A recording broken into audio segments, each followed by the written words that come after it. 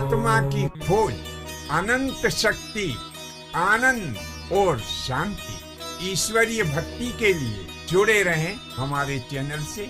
आपका अपना चैनल गुरु अशोक तिवारी, लाइक और सब्सक्राइब करना ना भूलें। धन्यवाद। जय माता की, जय परशुराम। श्री गणेशाय नमः।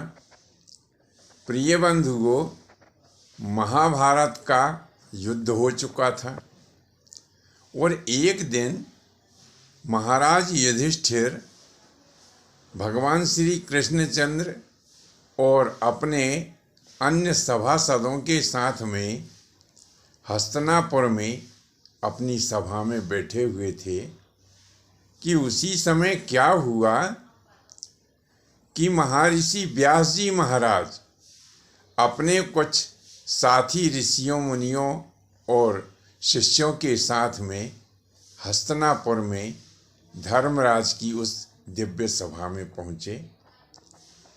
धर्मराज ने और भगवान श्री कृष्णचंद्र जी महाराज ने पधारे हुए उन सब महर्षियों का बड़ा ही सुंदर आदर और सत्कार किया। धर्मराज ने पधारे हुए उन सभी श्रेष्ठ ऋषियों के लिए सुंदर सुंदर आसन विराजने के लिए दिए। जब शिष्यों के साथ महर्षि व्यास जी महाराज अपने आसन के ऊपर विराजमान हो गए, तब धर्मराज हाथ जोड़ करके और उनसे पूछने लगे कि प्रभु, आपने दर्शन दिया, यह मेरा बड़ा ही सौभाग्य है। साथ ही मैं यह भी जानना चाहता हूँ कि आज किस विशेष उद्देश्य के कारण आपका यहाँ पर हस्तिनापुर में आगमन हुआ है। तब महामुनि व्यास जी महाराज कहने लगे कि राजन सुनिए, अभी आपने कुछ समय पहले महाभारत नाम का युद्ध जीता है, जिसमें आपने पापियों को दंड देते हुए उनके ऊपर विजय प्राप्त की है। परंतु जब कभी भी कहीं भी युद्ध होता है तो कुछ निरपराध प्राणी भी ना चाहते हुए मृत्यु को प्राप्त हो जाते हैं। इसका हम सबको बड़ा ही दोष लगता है।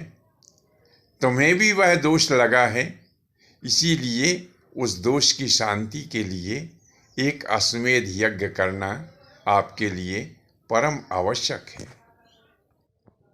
तब महाराज धर्मराज बड़े ही उदास मन से कहने लगे कि महर्षि, आप जो मुझे आज्ञा दे रहे हैं, यद्यपि यह आज्ञा अति उत्तम है और मुझे एक अश्वमेध यज्ञ कर ही देना चाहिए, परंतु इस समय अनुकूल नहीं है, क्योंकि राष्ट्र की पूरी आर्थिक अर्थव्यवस्था चरमरा गई है।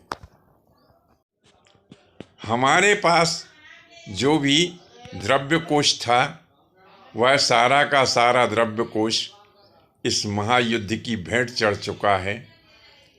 दुर्योधन का जो खजाना हमें प्राप्त हुआ है, वह भी खजाना हमें खाली मिला है। उसमें भी कोई विशेष अधिक द्रव्य हमें प्राप्त नहीं हुआ है। राज्य में प्रजा का पालन करना एक बड़ा ही मुश्किल कार्य है। उसमें जो धन हमारे पास में शेष रहा है, मैं चाहता हूँ कि उससे विधिवत प्रजा का पालन किया जाए। अभी महाभारत में हमने जिन राजाओं को जीता है, उनके संतानों की भी हालत ऐसी नहीं है कि वह हमें अतिरिक्त कर दे सके।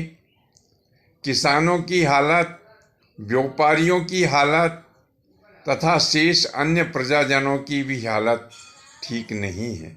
सभी आर्थिक संकट से जूझ रहे हैं। मुझे बड़ा दुख है कि मैं इस समय आपकी आज्ञा को पूर्ण नहीं कर पा रहा हूँ। अब महाराज, मैं पुनः पुनः प्रार्थना करता हूँ कि अब आप कोई ऐसा मार्ग सुझाएं जिससे आपकी आज्ञा भी पूरी हो जाए और देश के ऊपर आर्थिक बोझ भी ना पड़े। तब महामुनि व्यास जी महाराज कहने लगे कि हे राजा युधिष्ठिर, मैं इसीलिए आया हूँ।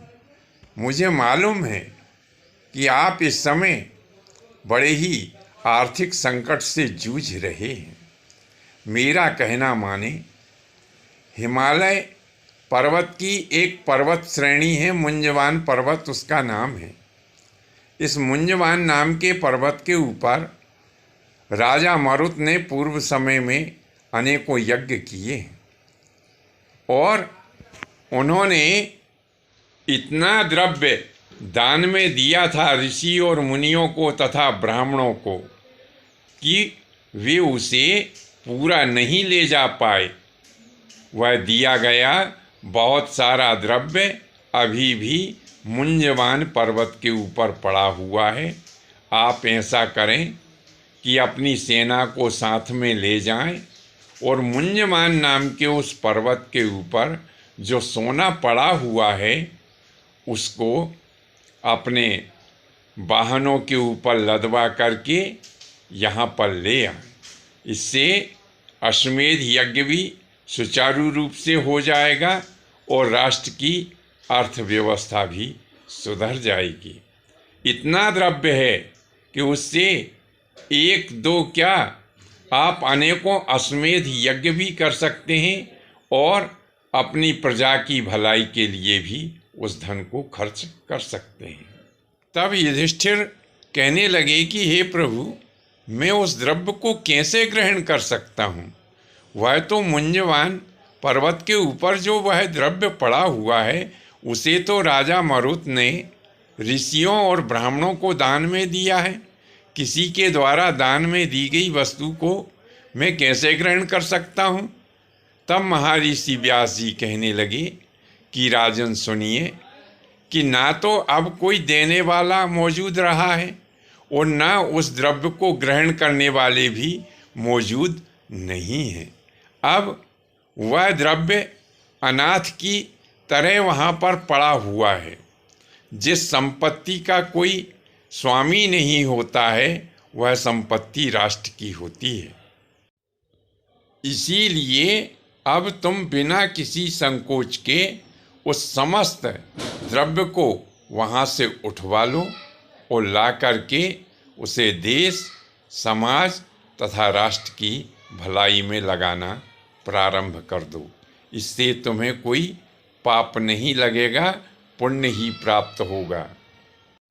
मुनि वेद व्यास की ऐसी वाणी सुनकर धर्मात्मा युधिष्ठिर कहने लगे कि प्रभु, आप जैसी आज्ञा देते हैं वैसा ही किया जाएगा।